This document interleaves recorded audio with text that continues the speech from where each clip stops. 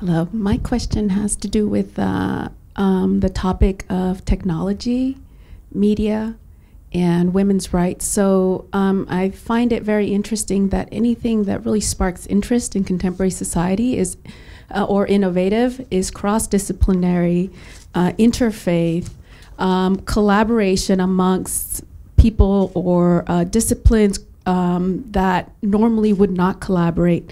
So, and going back to the fifth sun in the Mayan calendar, the fifth sun's supposed to be very maternal or female-oriented, which means that supposedly higher consciousness is going to be achieved in the fifth sun because the world is going to have more of a maternal female instinct, a need to communicate with someone that could disagree with you and create a form of dialogue. So it's really interesting that in the context of the internet, there's this already kind of infrastructure that is playing into this role of communicating across space, time, in a very nuanced way.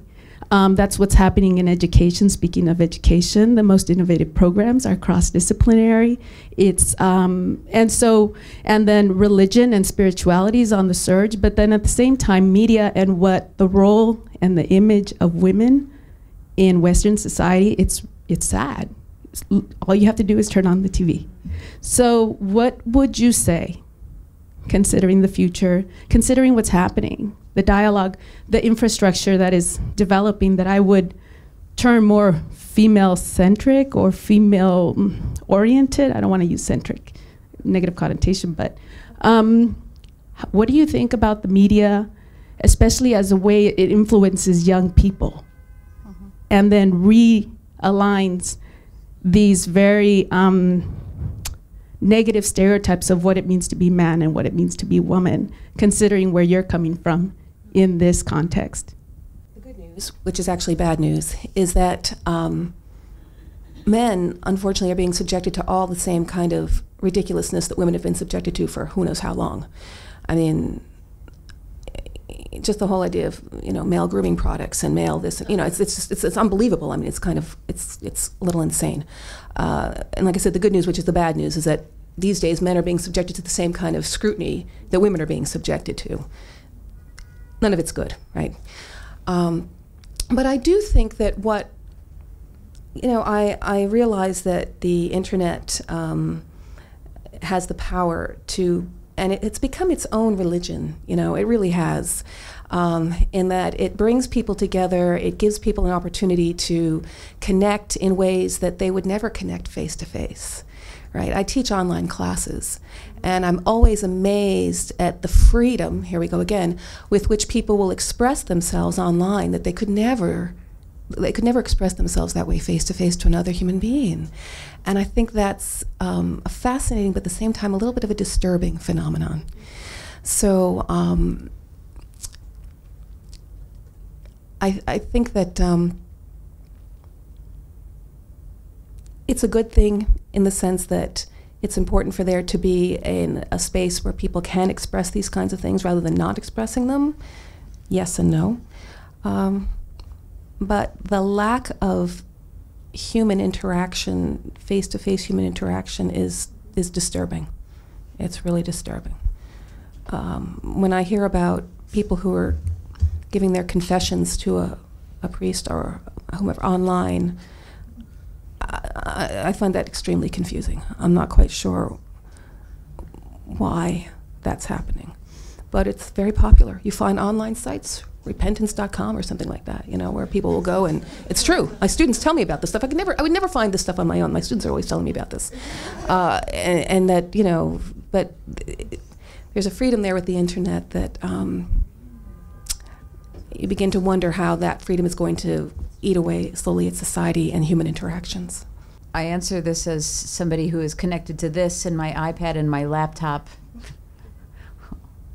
way more than is probably healthy.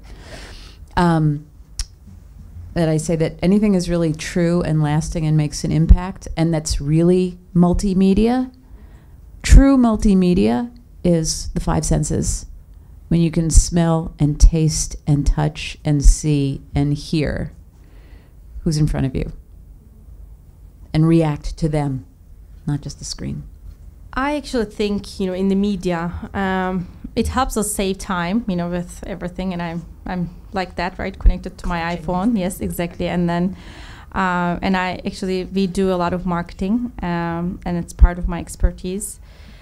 However, I definitely have to agree that I think because the internet exists and because now you can connect to people easily, personal connection becomes more valuable. And I think actually it becomes more impactful than before, because now it's so easy to connect somebody online, chat, then your personal friends becomes more valuable. And those people that you know your face and knows you become more valuable, because it's such a big clutter out there. I think now is that there are so many people that you can connect.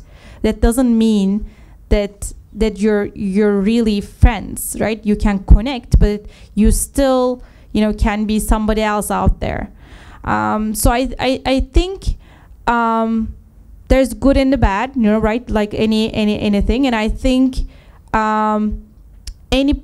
anybody who's using internet has to still, to the freedom, has to obey their own beliefs. If they're believing in religion, they have to still do the same things that they're thinking, right? Thinking of the impact. And I have 3 kids, right? I'm raising here, which are very connected as well. So looking from that perspective, I think we again have to understand social media better and get better at understanding what freedom is, what the limits are, and how healthy it is. It's just, I think now everything is out there because it's just so new and everybody's so doesn't know how to react. So I think after this time, and actually it was funny because Peace Islands Institute organized a